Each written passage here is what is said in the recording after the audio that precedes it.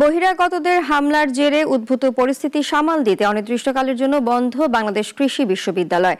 শিক্ষার্থীদের হল ত্যাগের নির্দেশ এসেছে, তবে তা মানতে নারাজ শিক্ষার্থীরা। সকাল থেকেই আন্দোলন আরও জোরদার করে বিক্ষুব্ধরা। খোরশেদুল আলম মজিবের রিপোর্ট, জানাচ্ছেন শাশ্বতী সরকার।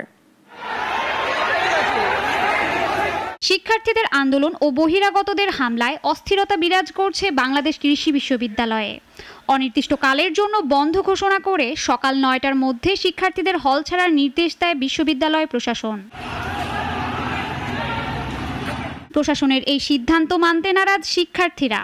সকাল থেকেই আন্দোলন আরও জোরদার করেন তারা।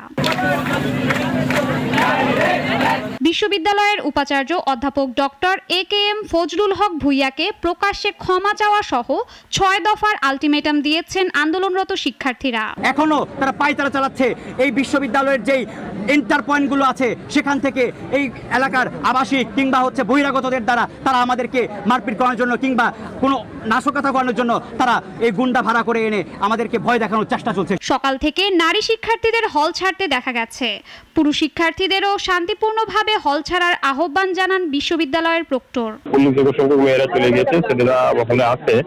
আবার কিছু কিছু হল থেকে কিছু কয়েকজন করে গিয়েছেও। আমরাও চাচ্ছি যে ছেলেরা সিদ্ধান্ত হয়েছে তারা শান্তিপূর্ণভাবে যাক। এর আগে প্রশাসনের হল ত্যাগ করার নির্দেশনা প্রত্যাখ্যান করে সকাল ৯টায় বিভিন্ন হল থেকে প্রতিবাদ মিছিল বের করে কেয়ার মার্কেটের সামনে জড়ো হন আন্দোলনকারীরা।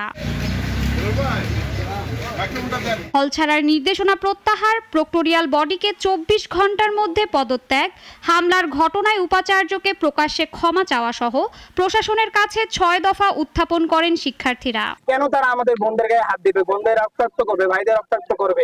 আমাদের অপরাধটা কি ছিল?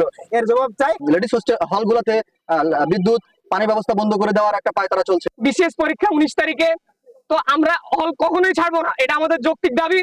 হল ছাড়ার যে নির্দেশনা আসছে আমরা এটা সম্পূর্ণ প্রত্যাহার করেছি। দাবি না মানা পর্যন্ত কঠোরতর আন্দোলন চালিয়ে যাওয়ার কথা জানান আন্দোলনকারীরা। আমরা আন্দোলনে আছি এবং থাকবো যতক্ষণ পর্যন্ত আমাদের দাবি আদায় না হচ্ছে। শাশ্বতী সরকার, নাগরিক।